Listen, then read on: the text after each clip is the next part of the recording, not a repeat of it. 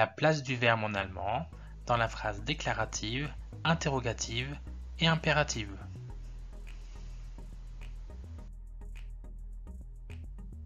Voyons tout d'abord la place du verbe dans un groupe infinitif. Dans un groupe à l'infinitif, le verbe qui est à l'infinitif est toujours placé en fin d'énoncé. Il est précédé de ses compléments qui peuvent être des groupes nominaux, des groupes prépositionnels ou des adverbes. Premier exemple, Musik hören, écouter de la musique, le complément est Musik, le verbe à l'infinitif est hören. Zur Schule fahren, le complément c'est zur Schule et le verbe à l'infinitif est fahren. Viel arbeiten, le complément c'est l'adverbe viel et le verbe à l'infinitif c'est arbeiten. Quelle est la place du verbe conjugué dans une phrase déclarative? Dans une phrase déclarative, c'est-à-dire une phrase qui déclare, qui décrit quelque chose, une phrase qui se termine par un point, il faut placer le verbe conjugué en deuxième position. On parle de V2, verbe en deuxième position. Quel que soit le groupe figurant à la première place, groupe nominal sujet, groupe nominal complément, qui peut être un COD, un COI, un COS, ou même une proposition subordonnée, dans tous ces cas, le verbe conjugué doit occuper la deuxième place, la deuxième position. Voyons trois exemples. Ich höre am Sonntag Musik. 8 Uhr gehen die Kinder zur Schule. Weil ich gute Noten haben möchte, arbeite ich viel. Dans ces trois phrases, le verbe conjugué occupe bien la deuxième position, la deuxième place. Dans le premier exemple, la première position est occupée par un pronom personnel sujet ich. Il est suivi du verbe conjugué höre. Dans la deuxième phrase, la première position est occupée par un complément circonstanciel de temps, 8 Uhr. Il est suivi du verbe conjugué gehen. Comme la première position est occupée par le complément circonstanciel de temps, le sujet se place en troisième position, en troisième place. Le sujet dans la phrase est die Kinder. Dans la dernière phrase, la première position est occupée par une proposition subordonnée introduite par weil. Il est suivi du verbe conjugué qui est bien en deuxième position, arbeite. Même chose que pour la deuxième phrase, comme la première position est occupée par la proposition subordonnée introduite par weil, le sujet se trouve en troisième position. Quelle est la place du verbe conjugué dans une proposition subordonnée? Dans une proposition subordonnée, le verbe conjugué occupe la dernière position, la dernière place de la proposition. On parle de V fin, verbe en fin de proposition. Voyons quelques exemples de propositions subordonnées. En tout premier, la subordonnée complétive introduite par das, qui veut dire que. Exemple, ich glaube, dass in Berlin wohnt. Je crois qu'il vit à Berlin. Voyons ensuite la subordonnée interrogative indirecte, introduite par ob, qui veut dire si.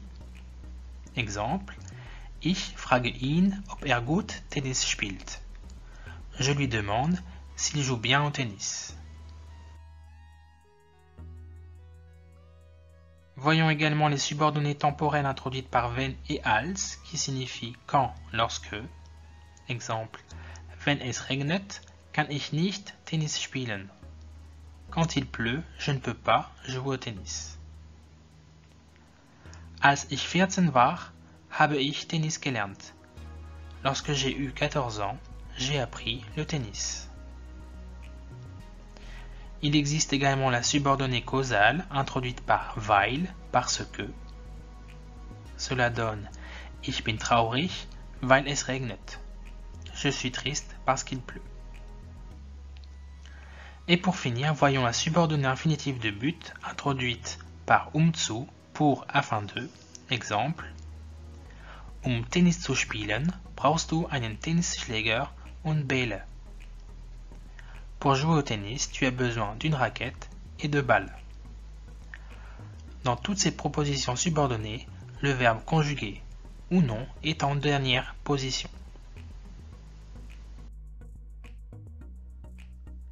Quelle est la place du verbe conjugué dans une phrase interrogative? Dans une interrogation partielle, c'est-à-dire quand la question porte sur un point précis, le verbe conjugué est en deuxième position, en deuxième place. On parle de V2, verbe en deuxième position. Il est juste après le pronom interrogatif. Voyons 3 exemples. Wo wohnst du? Wie alt ist dein Bruder? Wie viele Geschwister hat Lena? Dans ces 3 questions, le verbe conjugué est bien en deuxième place, en deuxième position. Si vous regardez bien, c'est comme en français. Wo wohnst du? Où habites-tu? Wie alt ist dein Bruder? Quel âge a ton frère? Wie viele Geschwister hat Lena?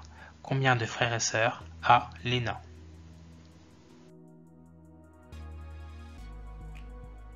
Dans une interrogation globale, c'est-à-dire quand la question porte sur toute la phrase, le verbe conjugué se trouve toujours en première position, en première place. On parle de V1, verbe en première position. Voici 2 exemples. Wohnst du in München? Ist 13 Jahre alt? Dans ces 2 cas, le verbe conjugué est bien en première position. Et vous le remarquez également, c'est comme en français, habites-tu à Munich? Est-il âgé de 13 ans? Quelle est la place du verbe conjugué dans une phrase injonctive ou impérative? Dans une phrase injonctive, le verbe conjugué à l'impératif est en première position, en V1, verbe en première position. Voici 3 exemples. Hört zu, geht zur Schule, arbeiten Sie mehr. Dans ces 3 exemples, le verbe conjugué est bien en première position. Et si vous regardez bien, c'est comme en français. Hört zu, écoute, geht zur Schule, aller à l'école, arbeiten Sie mehr, travailler plus.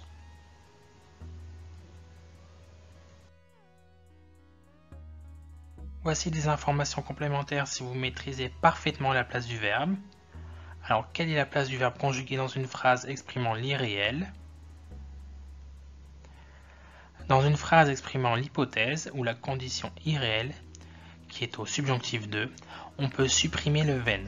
Dans ce cas, on place le verbe en début de phrase et on ajoute dann au début de la deuxième proposition. Cela donne Wenn du aufgepasst hättest, wäre es nicht passiert. Si tu avais fait attention, ça ne serait pas arrivé. Si on enlève le wenn, cela donne Hättest du aufgepasst, dann wäre es nicht passiert. Deuxième exemple.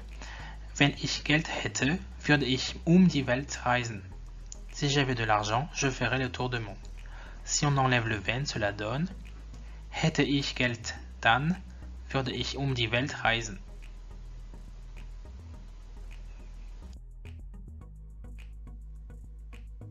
Dans une phrase exprimant un souhait ou un regret au subjonctif 2, on peut également supprimer le wenn. Dans ce cas, on place le verbe en début de phrase, en première position. Voyons 4 exemples. Wenn ich das gewusst hätte, si on enlève le wenn, ça donne Hätte ich das gewusst, si seulement j'avais su ça. Deuxième exemple, wenn nur nicht so viel rauchen würde, si on enlève le wenn, cela donne würde nur nicht so viel rauchen, si seulement il fumait moins. Troisième exemple, wenn ich doch nur einen Hund hätte, si on enlève le wenn, cela donne hätte ich doch nur einen Hund, si seulement j'avais un chien. Et dernier exemple, wenn ich nur einen Job hätte, si on enlève le wenn, cela donne hätte ich nur einen Job, si seulement j'avais un petit boulot.